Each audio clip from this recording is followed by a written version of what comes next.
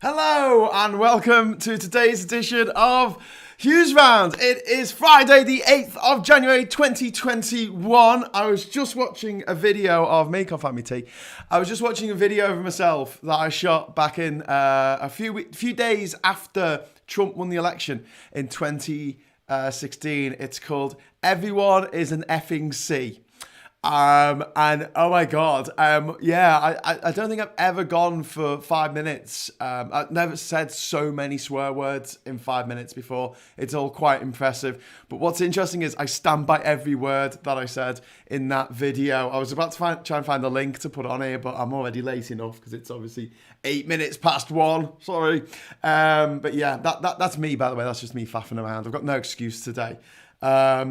Where's our grey? That's from Jim Bob. Rant for me monkey rant. That's what I should call these podcasts, isn't it? Just rant for me monkey rant. But yeah, if you want to see me rant, I'll try and get this link to you from it's just a really old video now. It's 5 years old. But yeah, it's quite impressive the amount of F's and C's that are dropped in a video, in which I make it very clear, just a few days after Trump had been elected, that he will not repeal Obamacare, he will not build a wall with Mexico and get them to pay for it, and he will not extradite 2 million undocumented Mexicans. And he didn't do any of those things, so I was right. There you go. Afternoon all. Fishing in Scotland seems to be struggling, like we told them. Very sad. Yes. What's exceptionally sad about this is the fact that Scotland did not vote to leave the EU. Scotland voted 62% to stay in the EU because the people of Scotland are not as stupid as the people of England and Wales. And I'm not supposed to call people stupid because apparently it's not politically correct. But as I said yesterday, these people don't like it when you're politically correct. So win-win. I think, win-win.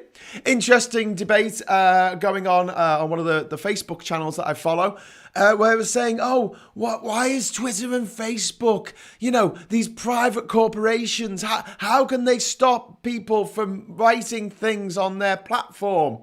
To which you go, yeah, private corporations. Yeah, but freedom of speech means that you have to let people say whatever they want, wherever they want, whenever they want. No, dickhead, it does not. Freedom of speech, for a kickoff, isn't a thing we have in the United Kingdom. It doesn't damn well exist. Like, I am not allowed to scream fire in a crowded theatre, or I'm not allowed to, get people to riot, because that's against the law. I'm also not allowed to libel anyone or slander anyone, which is why when I want to talk about a stunted MP who might have been a rapist, I have to very carefully pick my words so I don't say anything that's actually slanderous or libelous. Furthermore, the idea that you have a private thing that you have, be it Twitter or Facebook or a pub, and you are somehow obliged to let anybody use your facilities because you open it up to a bit of the public. You have to open it up to everyone in the public. Okay, so yeah, you have to open up your pub to criminals then, yeah.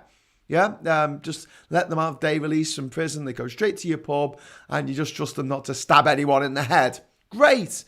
Life doesn't work that way. The only place that freedom of speech exists, kinda, in the UK is in the House of Commons, or in the House of Lords, arguably. The thing is, even though that speech is protected, like you can't be done for libel or slander, there is a lot of rules, like you can't accuse someone of being a liar, unfortunately. You can maybe get away with saying they're being economical with the truth, or something like that. You can't refer to another member, or another MP, by their actual name. Only the Speaker can do that. You have to call them the Right Honourable Member for Davenport, wherever they represent. So, yeah, two things there, where it's like, okay, so we don't really have freedom of speech in this country, but if we did, it still wouldn't mean that, as a positive right, but even if we did, it wouldn't mean that anyone's under obligation to allow you into their national trust property Just because they've opened it up to some people in the public doesn't mean that you're allowed to go there. They make their own rules. It's private property. I'm broadcasting on private property at the moment. If I break the rules of YouTube, whatever they are, then they have the right to stop me using their platform. They can't stop me making videos, but they can stop me using their platform. They can stop me saying stuff at my face, but they can stop me using their platform. Now in America, slightly different. They do actually have a positive right for freedom of speech enshrined in the Constitution. However, it is not a rule for you or me or any American citizen. It is a rule for the US government. Okay, it's not a rule for YouTube or Facebook or Twitter or any of the newspapers even. Just because you own a newspaper doesn't mean you have to give a column to any oik that comes in off the street and says, I demand a say in your newspaper. No, it's private property. It's for the government to say to them, they cannot stop someone saying things that they don't like, so long as what they're saying isn't against the law. Because they have libel laws, they have slander laws as well. It's really simple. But what's really, really painful is seeing people now, after the abomination of a couple of days ago in the Capitol, where you had the head of the American government, the head of state, the head of the armed services, the head of the military, the FBI, the CIA. He said to his supporters, go to the Capitol building, trash the place. That's what he said to them, in not so many words. Well, what's come out since is this question that everyone's been asking. Where were the police? Where was the security? We saw Black Lives Matter protests in the summer, and the front of the Capitol building was covered in riot police with shields, armed to the teeth, bloody tanks there, everything, tear gas, rubber bullets, you name it. When women were protesting, when women were protesting against the confirmation of Amy Coney Barrett, there was police everywhere. Like proper not tanked up, that'd be drunk. Like proper loaded up police with all of the weapons at their disposal and shitloads of them, all outside Congress. They were there, but there were none. Where were they? Where were those people that were there in the summer? Where were they? Were they celebrating Christmas? Were they still having a hangover from New Year? No. Turns out, a couple of months ago, do you remember when Trump lost that election? Well, do you know one of the first things he did was getting rid of people in the Pentagon and putting his stooges in their place? Well, you'll never guess who was in charge of security. It rhymes with Rentagon, I think. So anyway, he basically told the security forces to stand down. Now, his plan, as it seems like, I was talking yesterday about the fact that he's such a coward and he's so lazy that he wouldn't actually lead the march himself. But I do believe that there were certain Republicans, Ted Cruz definitely being one, others are more arguable, who had a text message to say, right, we're doing this, it's going ahead. When they come in, let them in, open the door. They won't go for you. Got it all sorted. They'll just go for the Democrats and the Republicans who won't support me, and they will kill them. And I think that a couple of Republicans got cold feet about this. Mitch McConnell got cold feet about it, and he went, no, I'm not up for this. Up to that point, he had been very, oh yeah, Trump, you're great, you're amazing. Mike Pence, finally, a tiny nucleus of conscious. Conscious.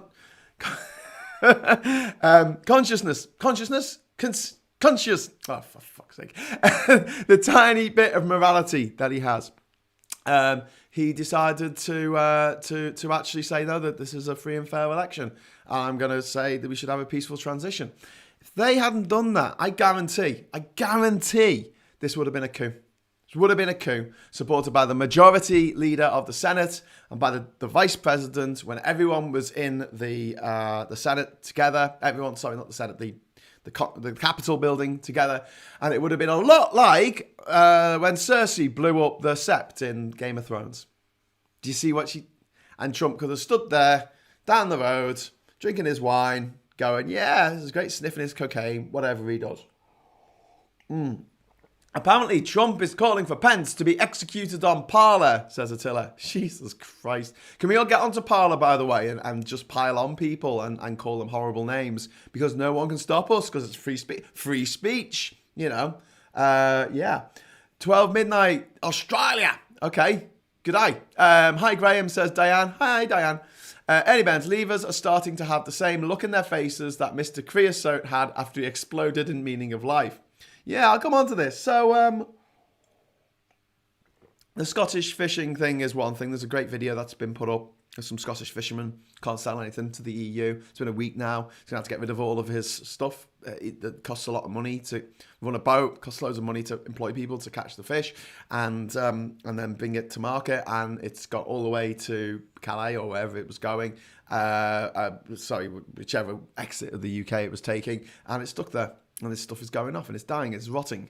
You have a lobster, you buy a lobster fresh, lasts about 24 hours. Anything more than that, it's dead. It's dead, you can't eat it, it'll kill you. No spoilers for GOT, please. Oh, God. Come on. I've got, yeah, okay, sorry. I didn't mean to spoil that. Go back in time to the time machine. Freedom of speech is not a free-for-all. A landlord stroke lady can ban a drunk from his hair pub. The same drunk can still go to Tesco, Aldi, Asda, or nearest licenses and get tanked up. Exactly. It's pretty self-evident to me. But, you know, there's people out there who are desperate to defend Trump. Still, now, after everything he's done, after everyone who saw he was a creep from the start, bit obvious, you know, wasn't much of a mystery. This guy who he said horrible things about war heroes like John McCain. Said, "Oh, I like my heroes who aren't captured." This is a guy who famously dodged the draft because he had something called bone spurs, which I don't even think of a thing. A guy who also took his ire out on a dead Gold Star veteran and his family. This guy who also bragged about sexually assaulting women. And then the bollocked-faced foghorn of ignorance, Nigel Farage, was there going, "Oh, well, you know, it's what everyone says after a night out. Yeah, we all talk about assaulting women sexually, grabbing them by the genitals. It's what we do." Yeah, I'm sure it is actually, Nigel. You rich bastard. You horrible, horrible little... Not supposed to swear on these, Graham. Don't swear. I should have a big sign above my camera that says don't swear. It's really hard. It's really hard when you're talking about these people. If I was talking about something that I liked, you know, if I was talking about The Mandalorian or His Dark Materials or something like that, I'd probably get away with a whole episode without swearing. But I'm talking about the real dregs of the earth. Unfortunately, in our system, the dregs of the earth have all the money and all the power, and all we can do is point it out because no one else is doing that. No one else is doing that.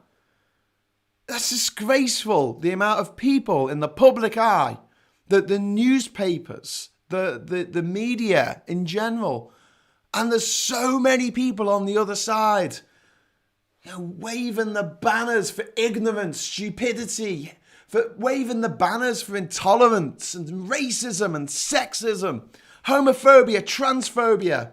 They're 10 a bloody penny. And the people on our side, we've got the Guardian and the Byline Times, you know, we should do an all right job, I guess. It's not enough. It's not enough. And we need to continue to point this stuff out because otherwise, like the frog slowly heating water, we won't notice. Now, big thing today is obviously the ports. Our ports are still nearly empty.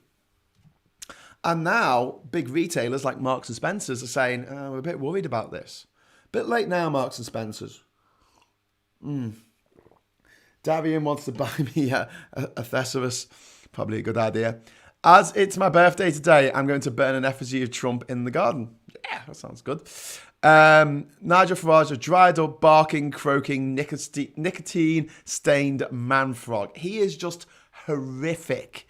He is just the person that you would not, in a million years, want standing next to you at a party or in a pub. He's just a bore.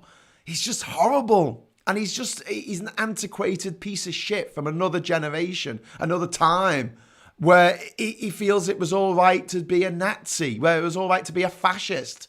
He belongs in 1930s, marching along to Oswald Mosley. And one of the things about Nigel Farage is he's not a leader. He is a follower. He just follows everybody else. He's a little lackey. He's a little salacious crub sitting in the corner going and everything Jabba the Hutt says. Obviously, orange Jabba the Hutt being could be Boris Johnson, being Donald Trump. But here we are now. The cowards and the sycophants in Trump's cabinet, all of which are appointed by Trump. This is the stupidity of the American system. His cabinet are appointed by him. All the people around him are appointed by him. None of them are elected. America, a country where they elect judges. They elect coroners, for Christ's sake. They elect someone to empty the bins. The person to organise emptying the bins. They have an election for that. Don't have an election for the cabinet of the executive of the United States of America. You kidding me? No. We're just going to have one guy, and it's always been a guy so far, who's in charge, right? And they are head of state, head of the government, head of the executive, head of the army, the navy, the air force. He's got the codes to all the nuclear weapons. He's in charge of the FBI, the CIA, the Pentagon, NASA, you name it. He's in charge. Everything. Ridiculous. Absolutely ridiculous system. And, the US system has been stress tested like never before. And I might feel like it's come up a bit short on a few things, but at the end of the day, if we get to January the 20th and Trump is escorted out of the White House in chains like he should be. I had a thing today on Twitter. You had to decide whether he should be put into cop killer's corner or into the nonsense wing, because a police officer was killed by his thugs that he sent into that building to destroy. Go to that building. Kill anyone who gets in your way. He might as well have said that 5 people have died as a direct result, not an indirect result, not a tweet, not a thing that he said in a radio interview with one of his other multi-millionaire twats like that gobshite, what's his name, Alex Jones, Conspiracy Wars or whatever he calls himself, making millions out of people's naivety, making millions out of people's stupidity. Great, well done, mate. Well done. You're doing a good job there. Buy his merchandise, scumbag. No, not like that. He actually stood in front of the crowd that went to the Capitol building and went, go to the Capitol building. Go and tell them. Go and do that. And they went, and they were armed. They had pipe bombs. He removed the security, and now a police officer is dead. Trump is a cop killer. If you support Trump still to this day, you are supporting a cop killer, a man who ordered the death of a policeman. But there you go. That's what you get when you vote in a fascist. However, like I say, the American system has been stress tested like never before. With this absolute clown in office. Hopefully things will change as soon as the Democrats get in.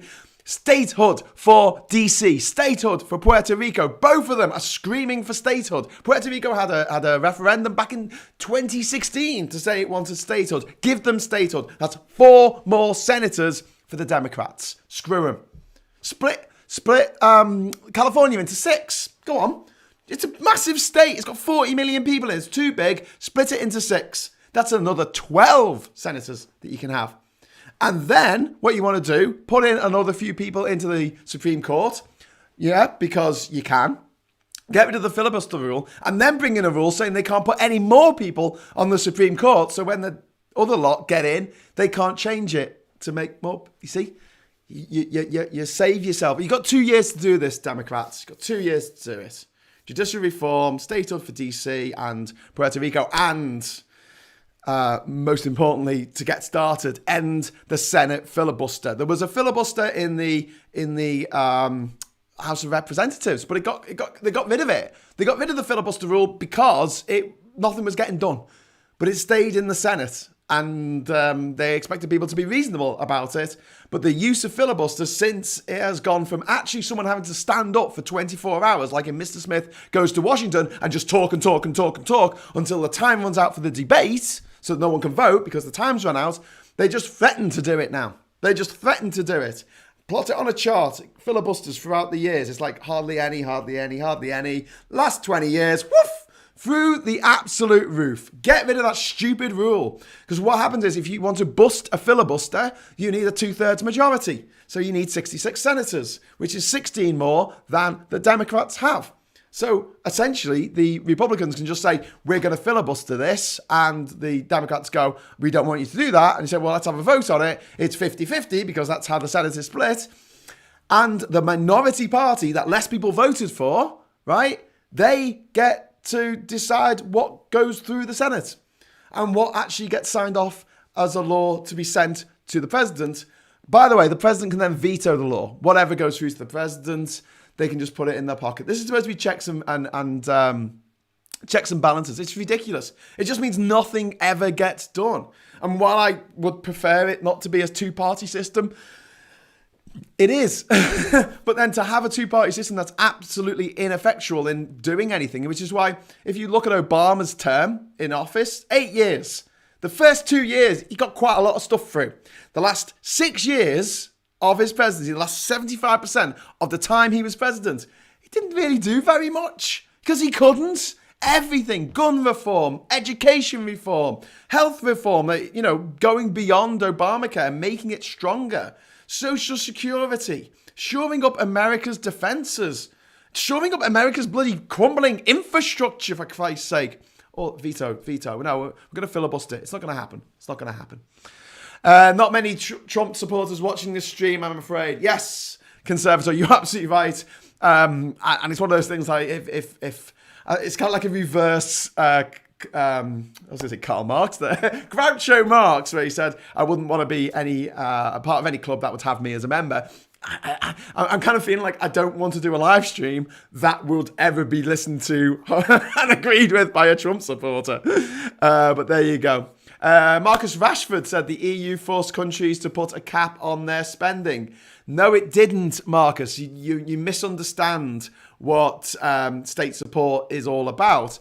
Basically, if you have a company in Poland that's making a product that's also made in Britain, it would be a little bit unfair if the government of Poland took taxpayers' money and gave that company a load of taxpayers' money and went, here you go, have a load of taxpayers' money. Therefore, they don't need to operate at a profit because they've got all this money off the taxpayer. So what they do is they bring their prices right down and they undercut the British government, the British company that is making the exact same product. That is not fair. That is not fair. And as we have signed up to this agreement with the EU, which basically gives them everything they want, it's still going to be the case that they are going to stop state subsidies to private enterprise, which I think is kind of fair enough, considering we're in a global market. Also, the deal that we signed before the EU deal that we got, the extension deal or whatever you want to call it with Japan, actually came down harder on state aid than the deal we eventually signed with the EU. So even if we decided, we're going to give this company loads and loads of money, and then we're going to laugh at the EU trying to stop us doing that, the Japanese will go, oh, hang on, you had a deal with us saying you wouldn't give loads of money to that private company to keep them afloat, or whatever. So they could then undercut us because that's the way capitalism works. If it doesn't cost you as much to make something, hello, is this complicated? Is this just me? Because I'm just bewildered by the willful stupidity of people not being able to see something that just seems to me very, very obvious. I think it's part of the Dunning-Kruger effect. You just kind of assume that people are at a similar intellectual level as you are. And it's one of the damning lessons in life, really, isn't it? It's like, no, Graham, although you might see that a government giving a private company taxpayers' money might affect the state of the competition against other companies that don't get that money, not just in other countries, but in Britain as well. Yeah, we should have some rules about state aid. Yeah, that would be good. But don't get state aid mixed up with foreign aid, which is what we give to all the countries that we are trying to get trade deals with around the world, which is basically charity. Because we want to set up a stupid system where we don't sell anything to the EU, as we're seeing this week with the fishermen saying we can't sell our stuff. It's going off before it's getting anywhere. And we're going to be trading with these people which don't have much money and live on the other side of the bloody planet. And we sell nothing that they want or need, and we're going to sell them stuff magically.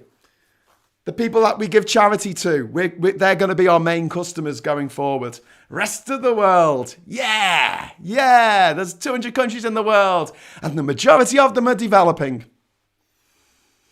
The vast majority of developed nations are in Europe. That's not me being political, that's just geography. Austerity killed 44,000 people in the UK. Yes, you're absolutely right.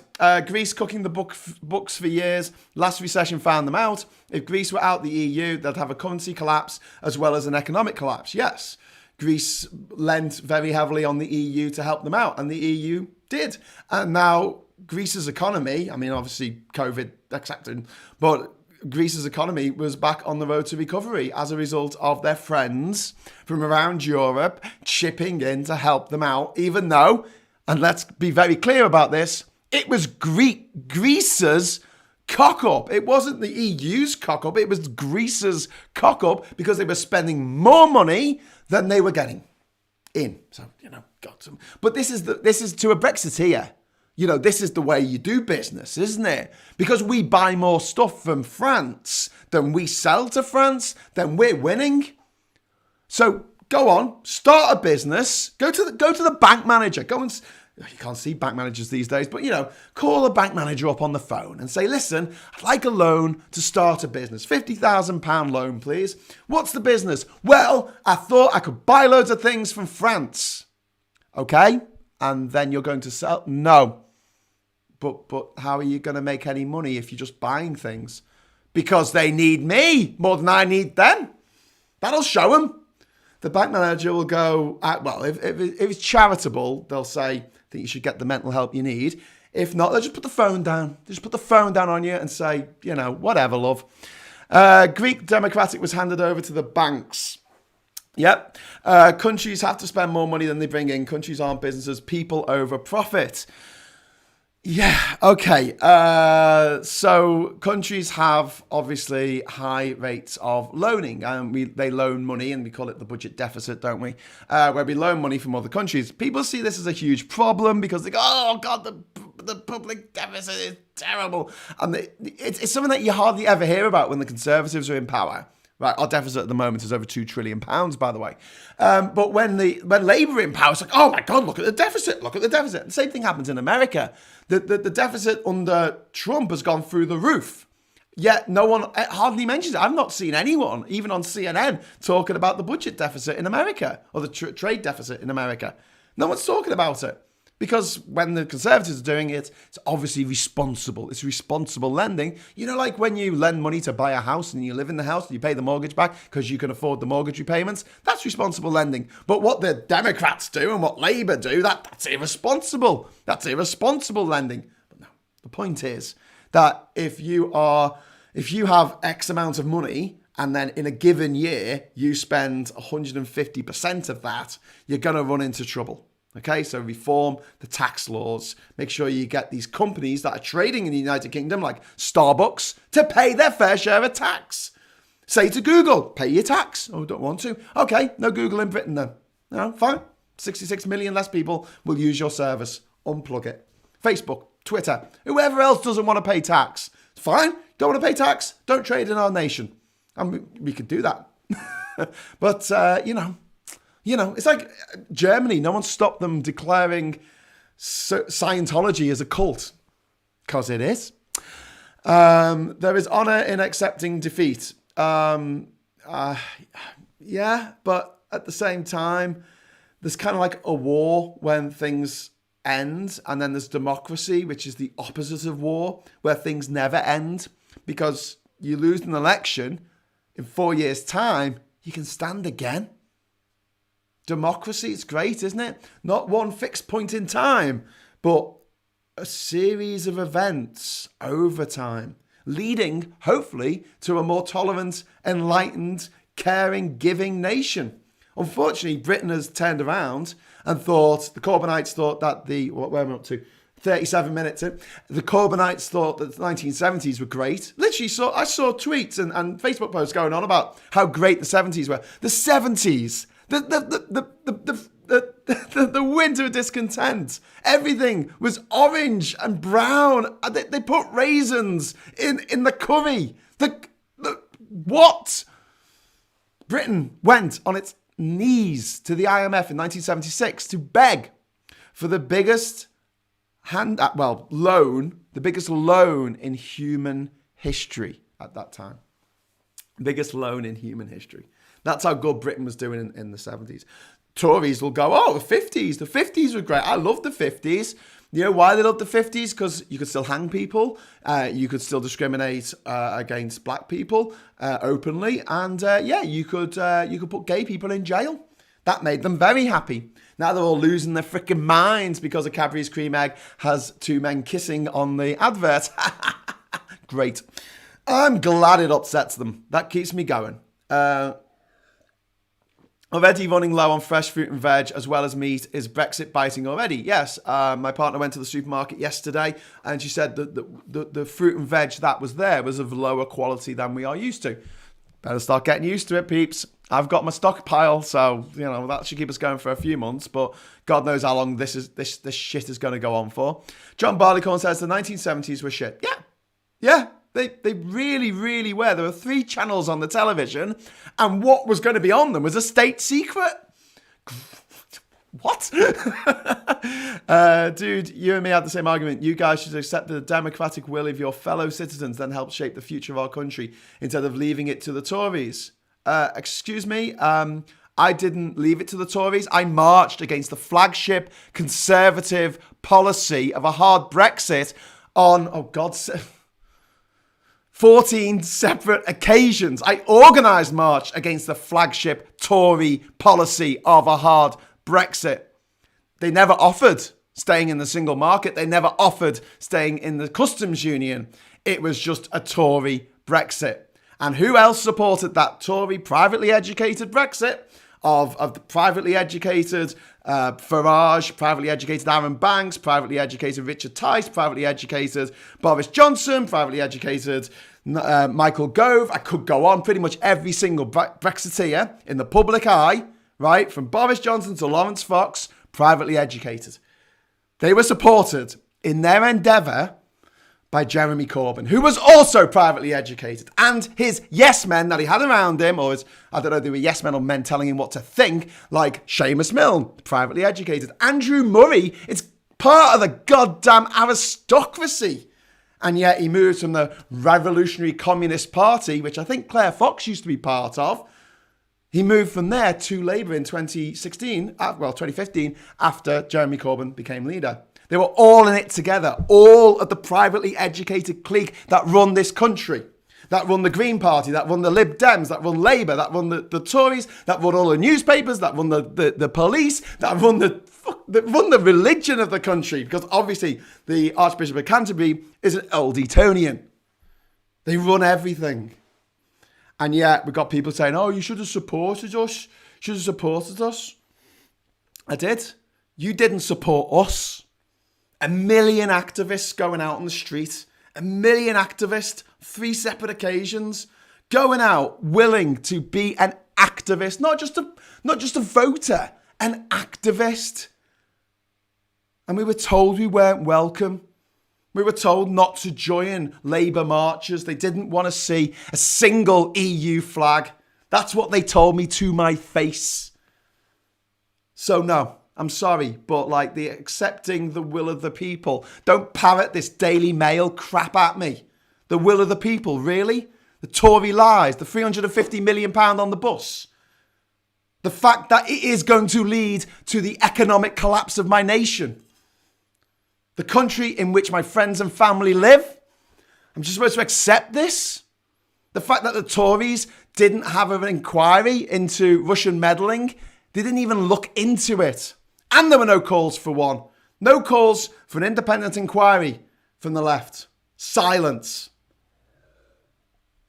Just a bunch of tough boys, private prep school boys, lording it up over us. And then having the audacity to blame us in the north. Oh yeah, they all voted for Brexit. No, we didn't. Newcastle didn't.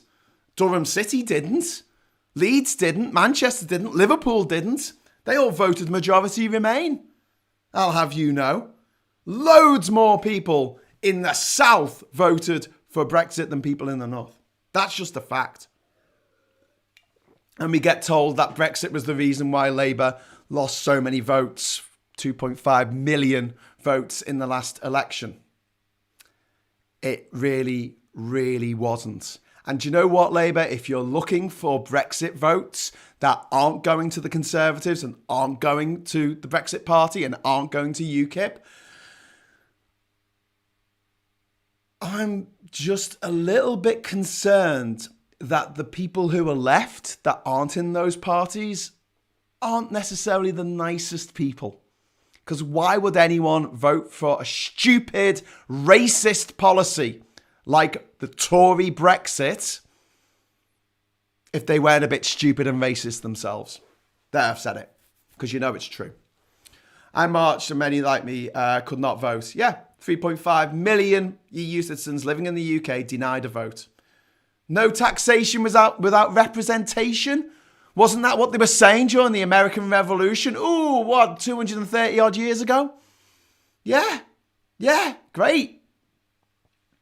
Never mind, eh? And let's not forget, Mays, if you're a citizen of the world, you're a citizen of nowhere. What an utter slap in the face. Yeah. Freckle Beauty. As someone who's been to every single country in the world, that one really, really bothered me on many, many levels. I'm not just a citizen of the world. I am the man of the world. Buy my book. My book's really good. Just, enraging. And now Trump has done what he could to try and launch this coup in America.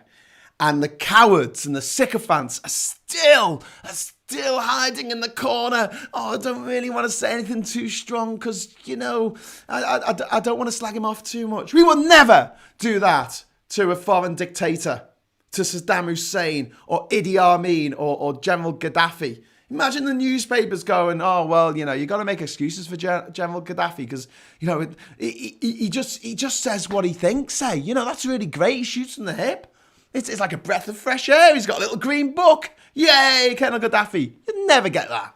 But with Trump, it's like, oh, no, he can't possibly be a massive fascist because we like him.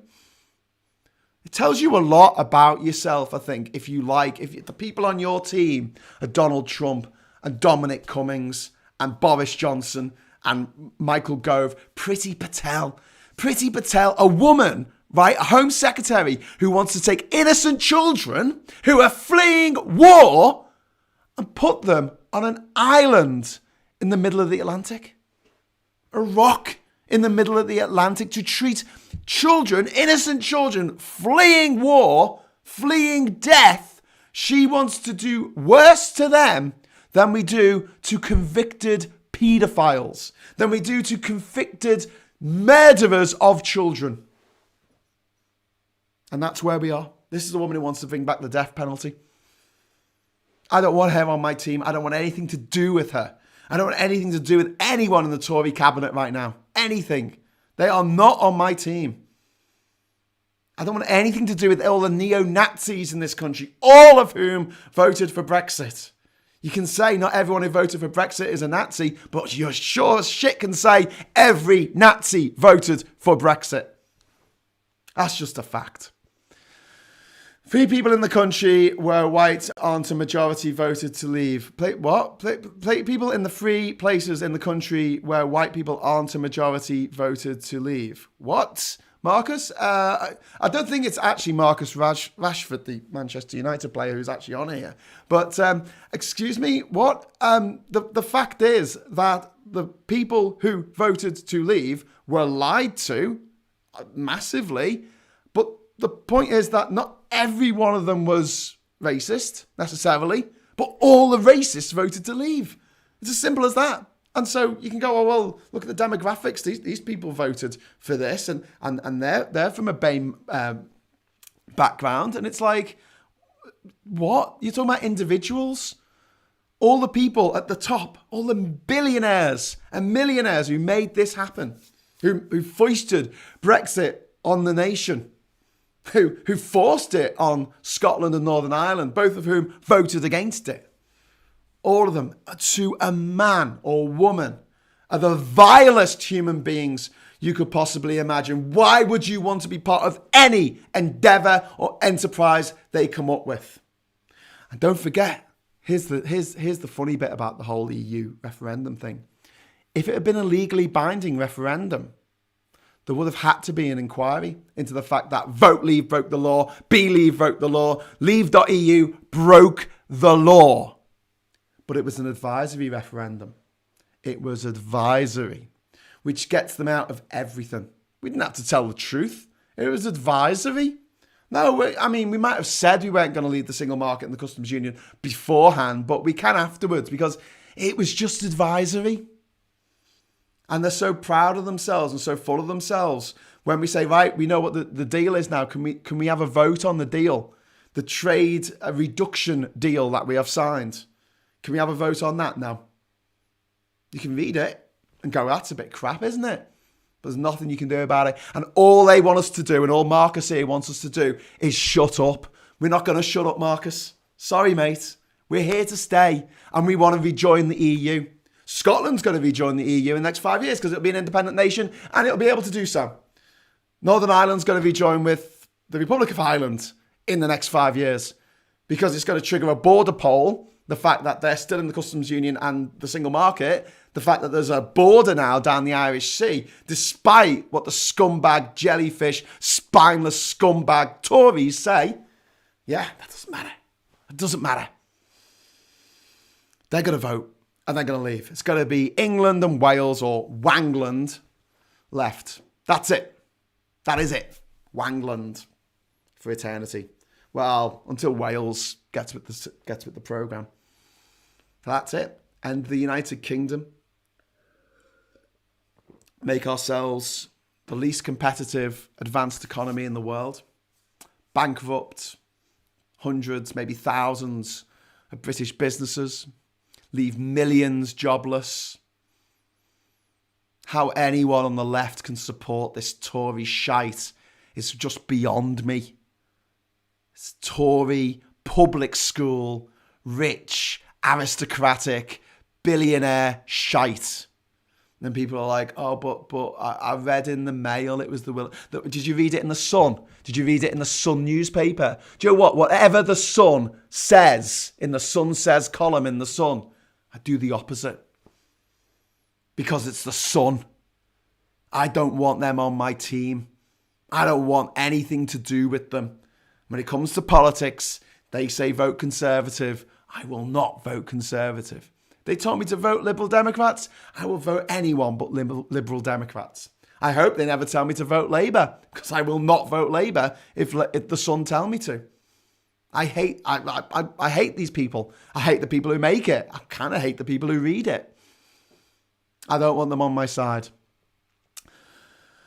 Punch the like button. No, we're not going to have any violence here, Tim. United Kingdom to Kingdom dumb. It's a great time to be young, looking for a career then, Peter Connor. Yep, you're going to be seeing on more and more job adverts, must have EU passport. Nigel Farage, the millionaire city banker, Nigel Farage went to a private school. His kids will have an EU passport. All of them. Irish passports, German passports. They'll be able to apply for those jobs that your children will not be able to apply for.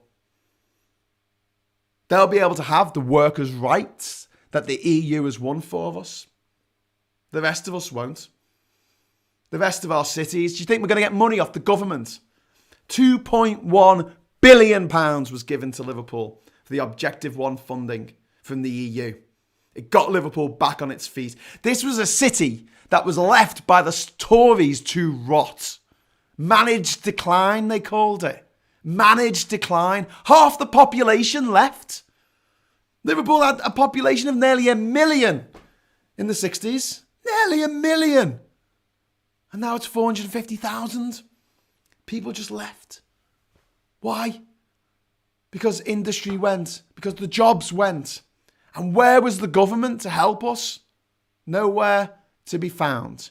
Because they are all rich, metropolitan elite scumbags who then turn around to people like me and tell us that we're the enemy.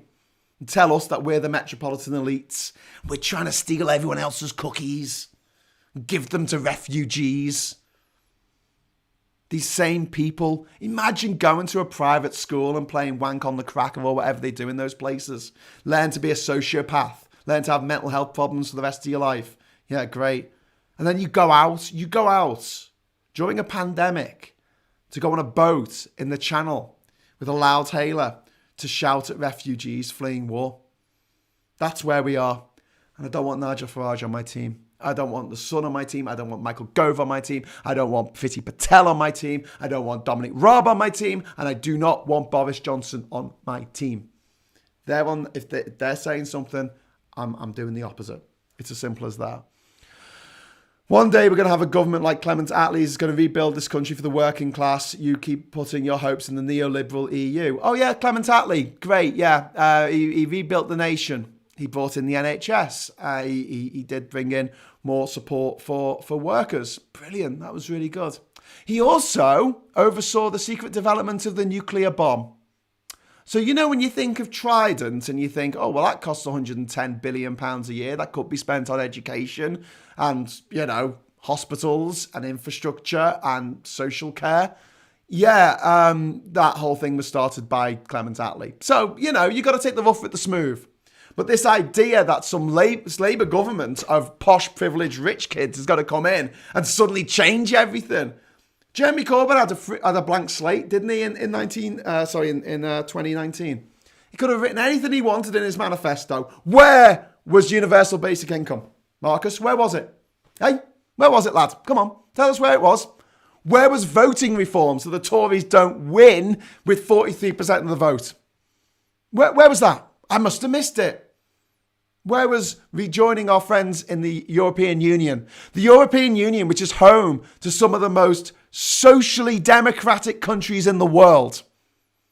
The home to Portugal's amazing policy on drugs, where they don't treat people like criminals for taking drugs. Not a word of that in Jeremy Corbyn's manifesto, by the way. And in the 2017 manifesto, he wasn't even going to get rid of tuition fees. He was just going to reduce it to £6,000 a year, which I guess when you've been born rich and you grew up in a manor house and you went to a private prep school, I guess £6,000 isn't very much for you. But for the rest of us, that is a shitload of money. But, you know, he could have written anything. He had a manifesto. Here's the things I pledged to do. But he didn't.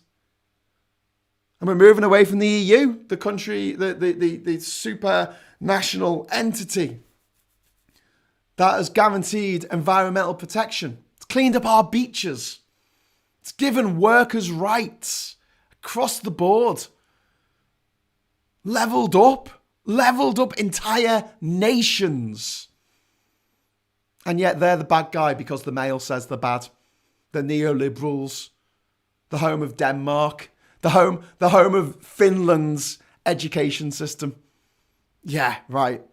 So let's look at the countries around the world that I admire for their democracy, for their economy, for the way that they do things. New Zealand.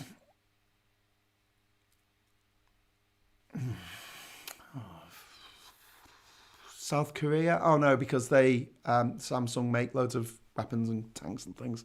Japan. Oh no, it's still got the death penalty. Singapore, autocratic dictatorship, benevolent dictatorship.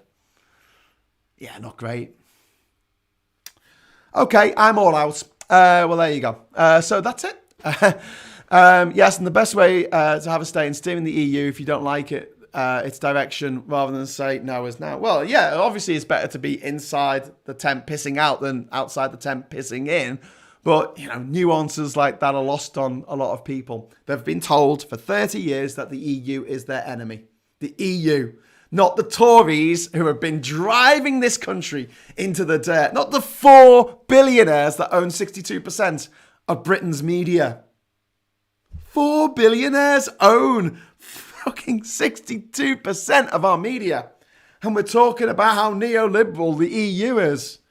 The EU, which is actually bringing in fines against Facebook and Twitter and Google for breaking the rules. The EU that brought in rules so that everyone has to pay their fair share of tax, which is what started the whole Brexit movement in the first place, because billionaires hate paying tax. They hate paying tax even more than they hate you and me, even more than they hate themselves and their horrible, snot-faced crotch nuggets that they've spawned onto the world. They hate themselves and the EU because it was making them pay tax. And there you go. And so the Lexity argument when you're ganging up with Boris Johnson, Nigel Farage and the scum who killed Joe Cox, you just lose me. You lost me. I think it's bullshit. I think it's a mealy-mouthed argument straight out of the pages of the Daily Tory Graph or the Mail or the Express or the effing Sun. And I'm sick of it. I'm sick of the lies. I'm sick of the subterfuge. I'm sick of the doublespeak. Neoliberal. What does it even mean? What does it even mean? The most socialist, democratic countries in the world are in the EU.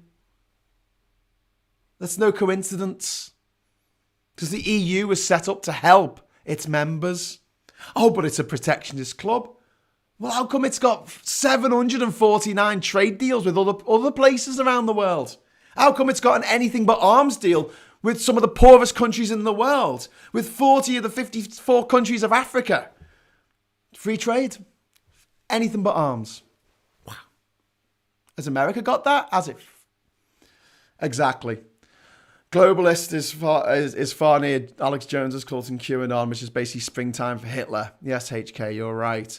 A lesson that nationalism has consequences. English people at risk of refusing German vaccinations say they'll wait for an English one. Well, this is where we are. This is where we are. Because we've had 30 years of lies, bullshit about, the EU being our enemy. Worse than that, we've had 70 odd years of lies about us winning the war on our own.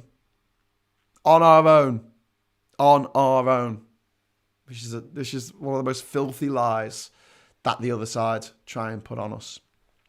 Rashford is hanging around for the sponsored by George. I'd love to be sponsored by George Soros. George, if you're watching this, you know my name. Just write the check. It'd be great. Anyway, right. So I am going to knock off now because it is 2:00 and I know I was a bit late, getting on board. I'm just going to say thank you for this lively and spirited real-time debate here with my lovely messages from various people. I'm going to love you and leave you with my, how do I do this? Oh yeah, sorry. It's not very professional when you're kind of talking and doing something at the same time and you say out loud, how do I do this? So I've just added my YouTube account. If you're not watching this on YouTube, please head over there and give it a subscribe. If you could give the video a like before you leave, that would be really appreciated. If you want to support me through Patreon, my Patreon link is there. And also, if you want to support the Rejoin EU movement, which is having weekly meetings now on Zoom. In a couple of weeks' time, we'll be having the great Gina Miller and also Will Hutton, author of The State We're In, and talking. And it's a conversation that you're all invited to. Just get in touch with me through the Rejoin EU website and I'll put you on the mailing list. Okay, so that's it. Where's your washboard? What? Christos says, hush, we're not supposed to say sponsored by Soros. First rule of Soros Club is not talk about Soros Club. I love that though. I mean, these people who claim not to be massive racists, whose answer to everything is you're being paid to say this by a wealthy Jew. And they don't seem to get how horrible that is. They don't seem to understand how wrong it is and the roads that leads down because they haven't learnt from history.